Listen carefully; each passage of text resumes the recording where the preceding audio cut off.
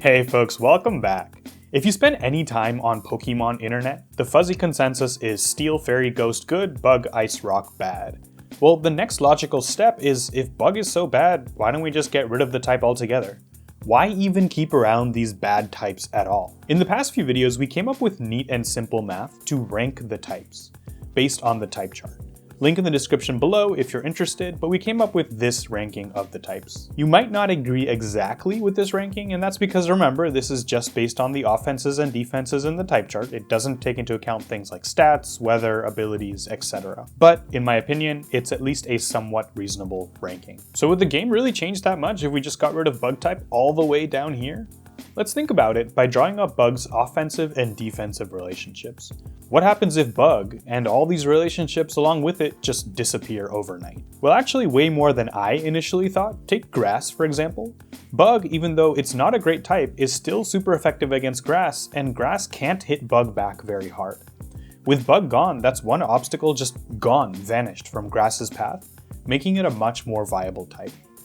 On the other hand, think of a type like Fire, which hits Bug for super effective damage. With Bug gone, it effectively loses one of the reasons that it's such a good type to begin with. Or consider Fairy and Steel, which resist Bug. Without Bug, there's one less thing that these types can resist, which inherently makes them weaker. Long story short, the best types in the game are at the top of the pack because of the existence of the worst types in the game. Their strength is built upon the weakness of those lower ranked types. Going back to our simple math, if we just delete the row and column in the type chart for Bug and re-rank the types, we go from these being the top 5 types in the game to instead these. Fairy drops to rank 5, Water claims rank 3, Ground claims rank 4, and Fire just straight up disappears from the top 5.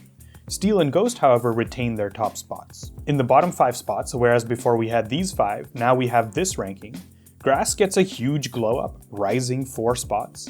Fighting, Ice, and Normal all drop 1 spot, and Poison drops to the absolute worst type in the game, likely because Poison was already not such a great type, and then we went and took away one of its resistances. So folks, even removing the Bug type, commonly accepted as one of, if not the worst type in the game, would have these insane ripple effects that fundamentally change the balance between all of the other types. But the buff to Grass and nerf to Fire did get me thinking of a new concept. If something as simple as removing the Bug type can lead to such gains or losses for the other types, it seems natural to come up with the concepts of enablers and blockers for each Pokemon type. In this case, Bug is an enabler to the Fire type because with Bug in the game, Fire is in 4th place, but without Bug, Fire drops to 8th place. In other words, part of why Fire is ranked where it is because of the existence of the Bug type. On the contrary, Bug is a blocker to the Grass type because with Bug, Grass is last, but without Bug, Grass gains 4 places in the ranking.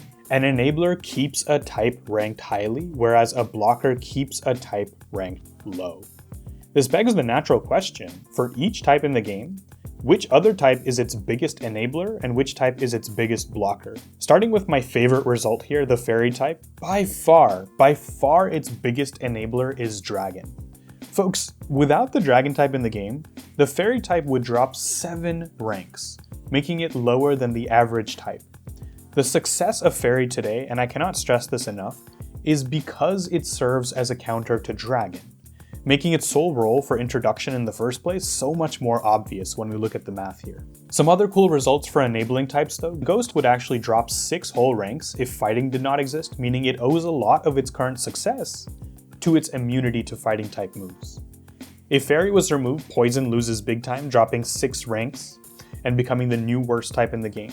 Just like how Fairy's viability hinges on countering Dragon, a lot of Poison's viability hinges on countering Fairies. And even though a lot of folks have floated the idea of removing Steel since it's just overpowered, we do need to note that doing so would hurt the Fighting type quite a bit since Steel is an enabling type for fighting. When it comes to the blocking types, there's some really interesting stuff that popped up that I hadn't even thought of. The biggest blocker in the game is Dark being a blocker to Psychic. If Dark disappeared overnight, and its super mismatched bi-directional relationship with Psychic went along with it, Psychic moves from the 15th ranked type all the way to the 9th. If we want to keep Bug in the game and instead make it better via removing some other type, the best type to remove would be Flying, which is currently Bug's biggest blocker. Without Flying, Bug would jump 5 spots in the ranking, moving from 16th to 11th, beating out Grass, Poison, Electric, Normal, Psychic, and Ice. I want to end on what might be the craziest result of all.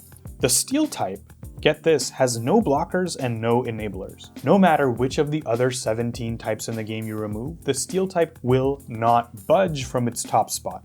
Sure, it gets nerfed or buffed a little bit depending on which type you remove, but its ranking will always stay at number 1. Which is just a testament to how Steel's success does not hinge on the existence of any one type, but instead on its defensive relationships with dang near all of the types. By the way, if you're wondering which type we can remove without changing much of anything in the current ranking, it's unsurprisingly the Normal type, whose deletion just leads to a swap between Rock and Electric, and then fighting moving below Ice and Psychic. On the other hand, removing the Steel type causes the most chaos in all of the other types. Literally, the rank of every other type changes except for Water and Dragon. Which isn't surprising because Steel serves as an annoying wall to more than half of the types in the type chart. With that wall gone, the interactions of all the remaining types with each other becomes much more important. Going through all these cases was just super impactful for me to understand how interconnected the type chart is. We can theorize about just removing the worst types or even the most overpowered best types from the game, but the reality is that these types do not exist in a vacuum. The important relationships that these quote-unquote problematic types have with all of the other types in the game would cause way more chaos than you would expect. If you like this video, please like and subscribe for more videos just like this. Any comments are always welcome below, and I'll see all of you wonderful, wonderful people next time.